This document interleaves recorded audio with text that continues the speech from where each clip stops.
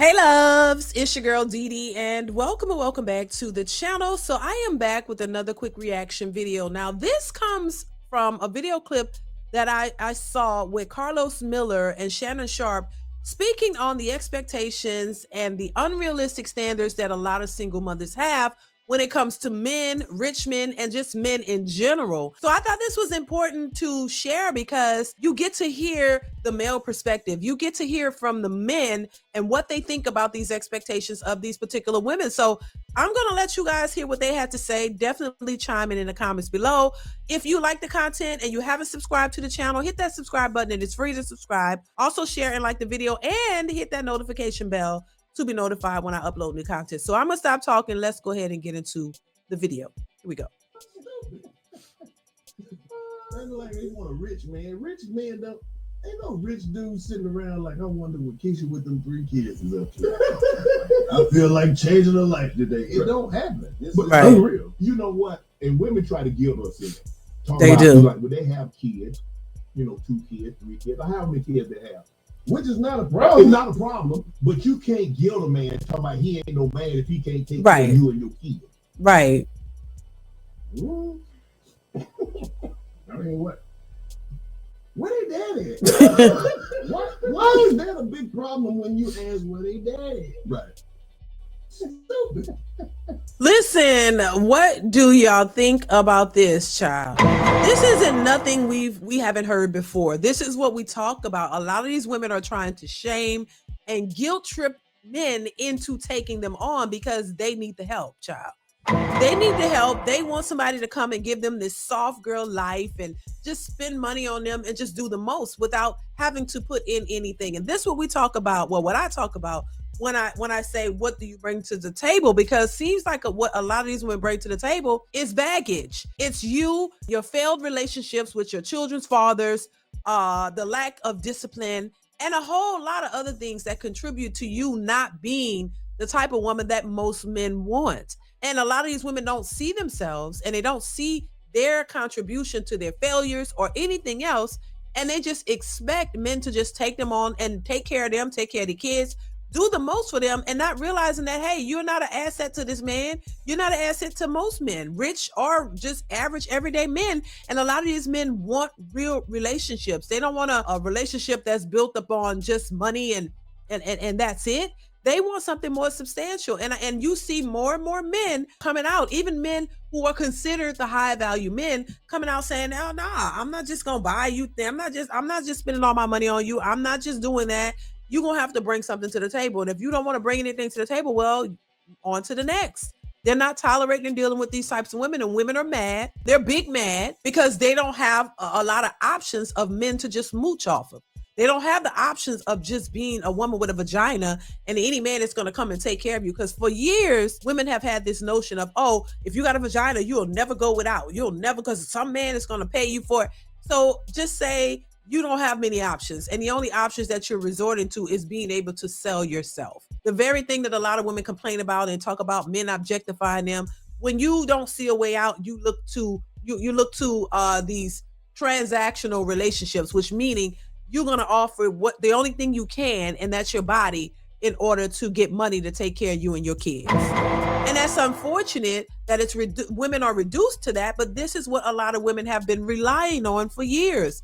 And so you don't want to do the things that are necessary to actually gain and sustain a real solid relationship with the man, where there's commitment and love and an actual stable healthy relationship. A lot of women don't want to do what it takes in order to get that. That's just the bottom line. You're putting it all on men, but a lot of these women don't want it. You don't want to cook. You don't want to clean. You don't want to do the basic things that men are asking for that would qualify you to have a stable, safe, loving relationship with somebody who actually care about you. And you're passing this down to your kids. So your kids won't understand what a healthy relationship is between a man and a woman because they haven't seen it, and they'll more than likely continue to recreate that same scenario over and over and over. So it's something you're passing down to your children, and then they're going to struggle with that as well. So if we want better for ourselves, if we want better for others, if we want better for our children, then it has to start with you. You can't continuously think that you can just go out here in this fashion and you're going to just manifest the best man, the best life, the best results. That is unrealistic to think that. And while I say anything is possible, I think more than likely most people do not get those manifested outcomes that they feel and believe that they deserve and that they want. You end up getting the life based on the choices that you make. And if you make choices to be these 304s, empower women who think that sex is the end all be all to what you want in life, going out here having meaningless relationships and sex with people, transactional situationships that don't lead to nowhere, you got to be out of your mind to think that that is going to yield you a happy, successful, just, being the best person that you can be in life, yielding the best possible results ever. You got to be real delusional to think that is going to be your outcome. And we see so many people living through this and they're depressed, crying, confused, lost, don't know what to do, but you're not looking at yourself. You're not looking at your actions. You're not being accountable for your choices. And you're constantly blaming it on others, and it's not helping. You are free to choose what you want to choose, but understand that there are consequences associated with your choices. And if you keep making the choices that yield you bitter, single, angry, and depressed, then it's up to you to make the changes, baby. It's up to you. And it don't matter who you are. It could be women, men. It doesn't matter. People in general. At some point, you got to stop blaming your mamas and your grandmamas. At some point, you got to stop blaming every man that you dated. At some point, you got to stop blaming everybody else and look at you and see what changes you need to make in order to get you to a better place.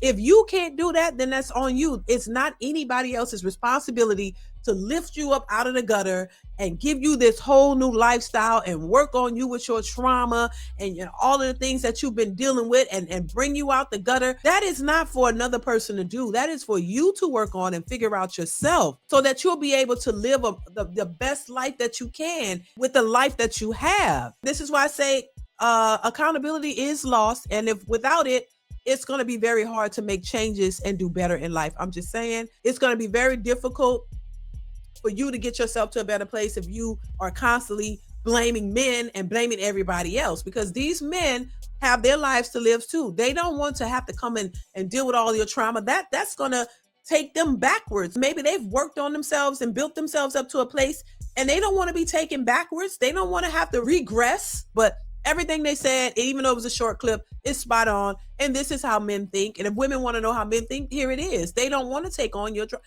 trauma. And there's no reason for you to blame and shame them because you made those choices, not them. So that is it. Thank y'all so much for watching. Make sure you chime in the comments. I want to hear your thoughts on this one. And I will see you in the next one. Bye.